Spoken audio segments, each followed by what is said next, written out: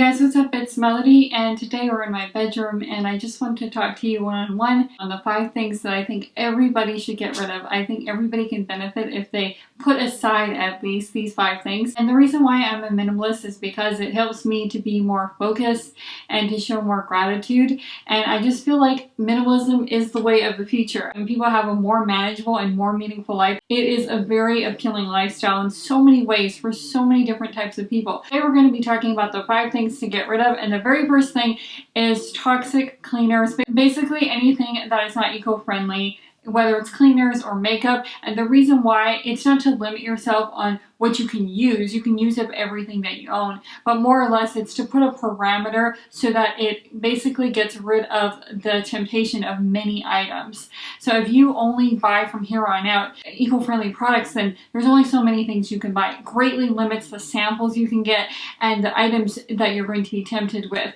So when it comes to cleaners, I have 2 of my cleaners here, and this is 2/3 of my cleaners. There's only baking soda, and that's all of my cleaners. Vinegar, all-purpose, and baking soda. And you can clean anything. Now imagine that with all of the things that you own, whether it's things in your purse or whether it's beauty items, you can get multi-use items. I just really emphasize going green as much as possible because it gets rid of so many disposables. And disposables, you constantly have to replace. You constantly have to buy. You have to keep ordering things on Amazon. Your life will really lighten up if you keep green living in mind. It makes a huge difference. It goes very, very well with minimalism.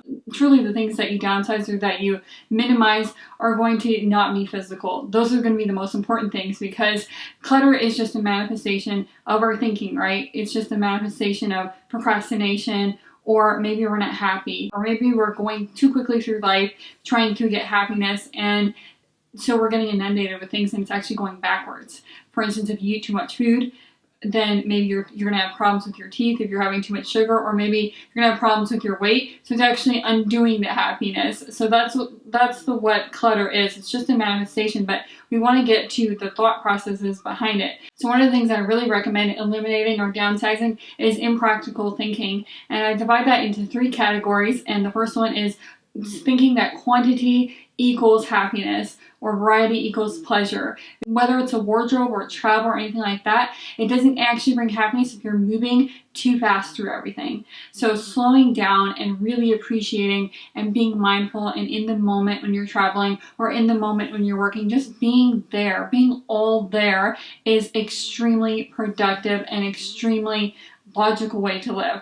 Being mindful and being fully there, because if you're always living in the past or you're always living in the future, those times never come. So if you get into the habit of living here and living now, you get to take that with you wherever you go. So quality over quantity and being present is definitely a practical mindset. Another thing that is practical is optimism. Optimism and confidence help in any endeavor. And the last part of impractical thinking is perfectionism. You want everything to be perfect. You may want your environment to be perfect, or you may want everything to work out, but that's just not life. Life is not perfect. There's nothing about life that is going to be exact. And if you're trying to be exact all the time, the problem with that is that you become less perfect because you're so rigid and you're not enjoying life, and you're not enjoying yourself, and you're not enjoying others. Bring that down some and connect with other people, treating people well, because in essence that means you're treating yourself well. So if you're driving yourself into the ground, you're probably going to be doing that to other people accidentally. There's pros and cons to everything. It's just an imbalance. For me, I was extremely perfectionistic with everything,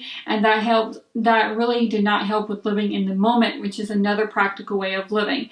So we have to live in the now, and we have to look at the now as beautiful, and then the future will be beautiful as well, because we have that mindset, and that mindset doesn't change. But if we're always looking ahead and we're always thinking about some time that's never there, that becomes our identity, and that becomes an actual habit, and then we're taking that with us wherever we go. So we're actually robbing our future by thinking like that.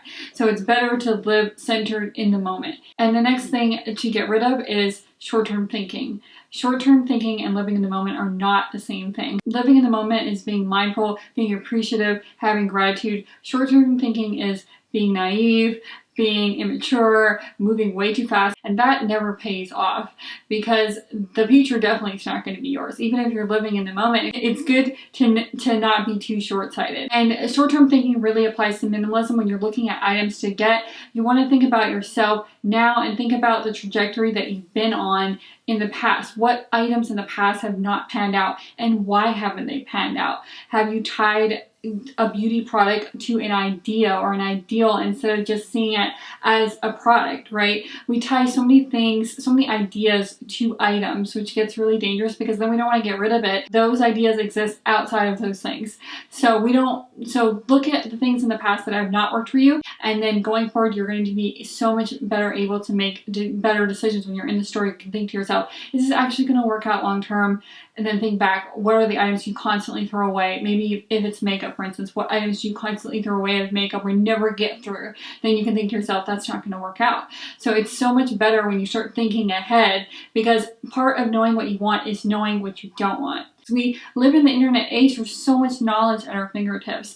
This is a new way, and minimalism is a part of that. It's a part of viewing things mindfully and really examine if we're actually living, because a lot of times we get stuck into the letter of living. We get stuck into routine, and we get stuck in expectations maybe, and we're just checking off boxes instead of really examining what we actually want for living, and to really feel like we're living the essence of living and not just going through the motions. And that applies to everything. Even in love, for instance, you can get caught up in the letter of love, into checking off boxes, and then you don't even have the real thing because the essence is completely lost. And that's how life is, right? We can go so fast through life checking off boxes and just checking off expectations, and is it actually going to be meaningful in the end? So on my Pinterest, I have a hidden board where I pin all of my dreams, all of the things that I know that I've always wanted to do. And so one of them is lace curtains for the kitchen, because I've wanted to put up lace curtains. Another one is to give a seminar at the NCRA, which is the Court Reporter Association, which is my profession. So it's good to keep all of your dreams in one place and examine them and move them around and rotate them, so you know where you're headed, generally speaking. You don't have to check off all of those things, but therefore you have some long-term goals. So not everything's just short-term. There's some goals just for you. It's your little slice for you. And what I mean by that is to make space for your ideals. No one's going to make space for your ideals. You have a right, and you have a duty, more than a right, but a duty to live true to you and to live without just everything logical, because part of what gives life beauty is the illogical aspects, the art, making time for you and making space and time to take care of yourself and not feeling guilty about it or not getting anxious about it like you're going to be putting somebody out. So for instance, sometimes my friends, I need 3 days. Sometimes I need 3 days, and I might get calls from different friends during that time. And maybe you feel guilty. I need to take care of my husband. I need to take care of all these people. But do you ever take care of yourself? You know, you have to take time for yourself. And that is not a selfish thing. That is just a logical thing. And you have to make space for your ideals as well. That's why I have my Pinterest board, because that's your little slice of direction. And then when you are looking out for you, you can also look out for other people, because when you see other people pushed around by life, you can say, no, you should follow your dreams too. So everybody has a little piece of themselves, and the world is there's more originality and more inspiration because everybody's living their dreams to some degree. There's practicality, but then there is a little slice for them that's just theirs. Very last thing to downsize is to get rid of extra backup.